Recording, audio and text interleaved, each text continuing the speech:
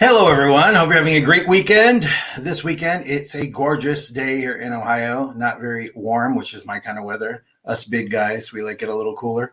Hope everything is going well for you out there. I'm going to talk about some great things today, including a super easy to understand definition of mind power, because people ask all the time about it. And so today I'm going to break it down super easy, as if there was, one of those dummies guides to mind power. I'm going to give you the complete, very easy to understand definition. But I also want to talk about a couple other things before we get started, because we get a lot of messages and a lot of emails and a lot of questions, and we tackle a lot of them here. Matter of fact, Catherine and I are going to be recording tonight. We're going to be doing a big segment of your questions, and then I'll edit that up and we'll be getting it out to you in the next week.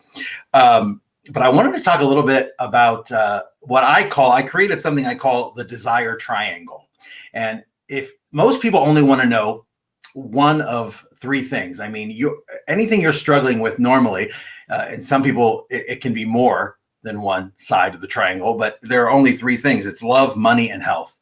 Those are the three things in the desire triangle. And for most people, the thing that makes them the most miserable, and that seems like the most questions we receive, is about finances. Money is the main cause of unhappiness, and people being such miserable people trying to get through their life.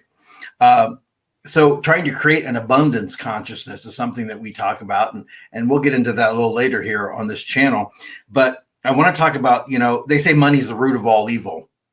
Well, there's two kinds of people that seem to be in such a bad relationship with money, as far as money making them unhappy. And it's these two groups. It's the extremely poor and the extremely rich. Those are the two people that money seems to affect their lives the most, as far as, making them unpleasant, making them miserable, making them unhappy and sad. Of course, that's because all these groups do, both of them, they're completely obsessed. They're thinking their lives with money. Of course, people on the extreme low end, they need money for everything to, they're struggling, and everything has to do with money. Do they have enough money for this? Are they going to have to not buy this so they can buy that? Money is a constant struggle. And for, somebody who's super wealthy, they're obsessed with it as well. If your identity and your belief system is tied into money, there's going to be a problem, because it's going to make you unhappy. And money is required for everything, so it's important when you're in a situation like that to create that wealth consciousness. Abundance is infinite. There isn't, everyone thinks if this person gets it, I won't get it. And that's not the way it is. It's actually an infinite abundance out there. You just have to tap into it. The key to getting it is to let go. You got to let go of those limiting beliefs. You have to let go of those limiting beliefs when it comes to money. And so many people think money is evil and money is bad. And, only people that are dishonest have money, and they have such a bad relationship with money. So we're going to get into that more, but I wanted to talk today because the question I receive the most, of course, in my line of work is always this one. What is mind power?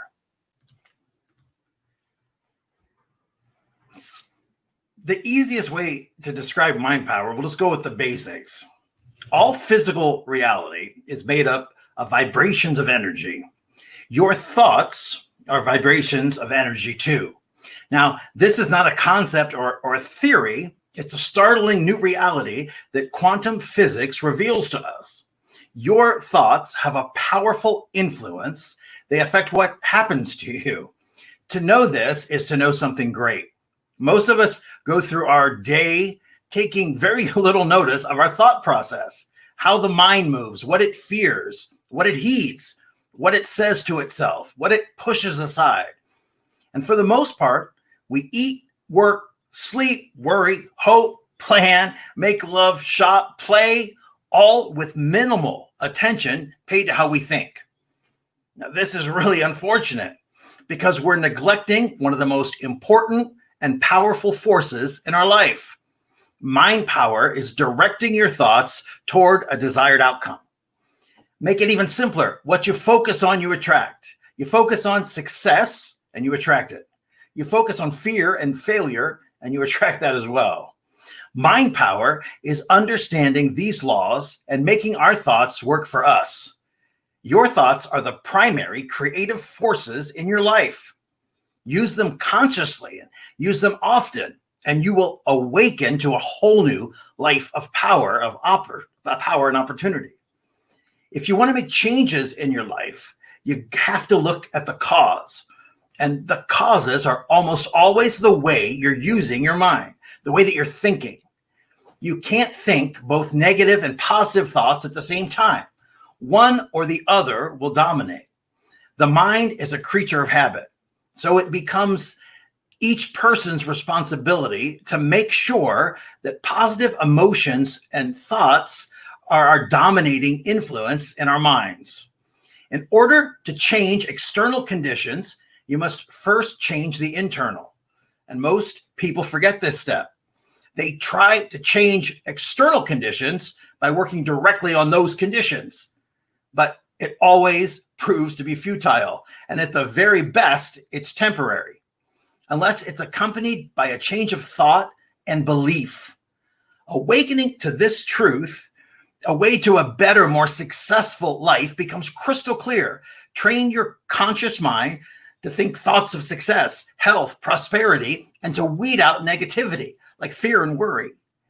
Keep your conscious mind busy with the expectation of the best, and make sure the thoughts you habitually think are based upon what you want to see happen in your life. Water takes the shape of its container, whether it's a glass, a vase, or a riverbank.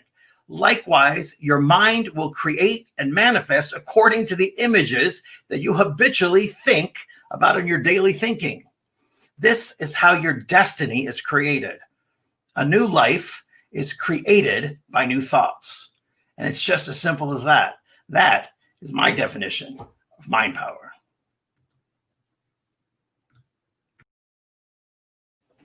You know, I also talk a lot about synchronicity, and people have asked about that. And I'm going to get to that in a minute. But I used to talk about synchronicity in my touring show, and I memorized the definition. Synchronicity is the experience of several seemingly random and unrelated events occurring together in a meaningful manner. Now, what does that mean? Imagine you're going through an old box of photos, and all of a sudden you come across the picture of a friend you haven't talked to in 20 years. You got the picture in your hand, you're having that memory, the telephone rings, and the person on the other end of the line is the person from the photo. Now, it happens to us a lot more than people realize. People discount it. They call it coincidence. They say that they don't believe in the fact that there's something else going on, and they just discount what's happening. It happens in our lives almost every single day. Synchronicities, if you really start paying attention, are guideposts from the universe. I want to talk a little bit today about the subconscious and synchronicity. Your subconscious mind is like a second hidden mind that exists inside you. It interprets and then acts upon the predominating thoughts that reside within your conscious mind. The mandate of the subconscious is to attract circumstances and situations that match the images you hold inside. Now, in order to understand how the conscious and subconscious mind work together as a team to create your reality, let me use an analogy.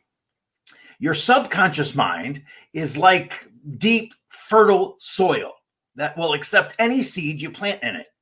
Your habitual thoughts are the seeds that are constantly being sown within. They produce in your life whatever is sown. Just like corn kernels produce corn and wheat seed produce wheat, your thoughts will have an effect in your life. You will reap what you sow. The conscious mind is like the gardener. It's your responsibility to be aware of how this process works and choose wisely what reaches your inner garden. Unfortunately, for most of us, your role as gardener has never been explained to you. And in misunderstanding this, you've allowed seeds of all types, good, bad, to enter that inner garden of our subconscious. The subconscious will not discriminate, judge, or censor. It will manifest success, abundance, and health just as easy as failure, ill health, or misfortune. It works to reproduce in our life according to the seeds we have nurtured.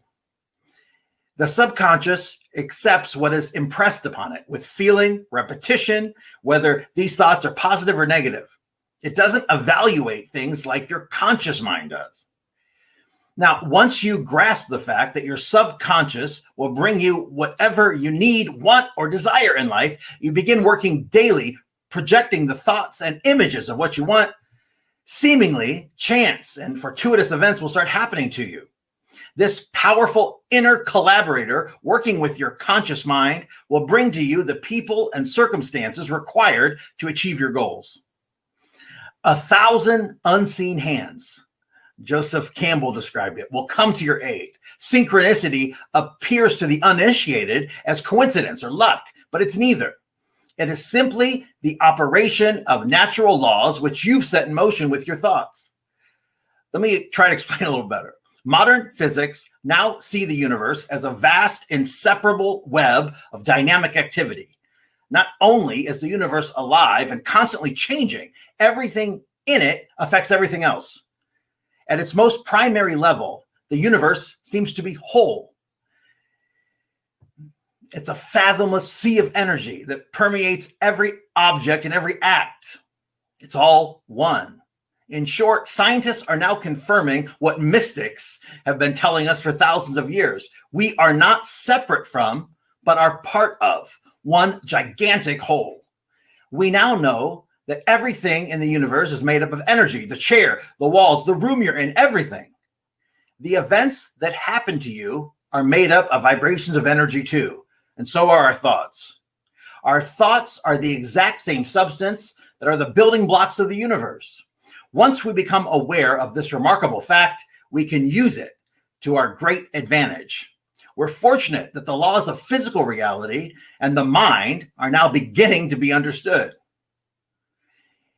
Long time ago, it was unbelievable that we could create our reality. But now, with these new insights, we not only know how to do it, but we understand why it works.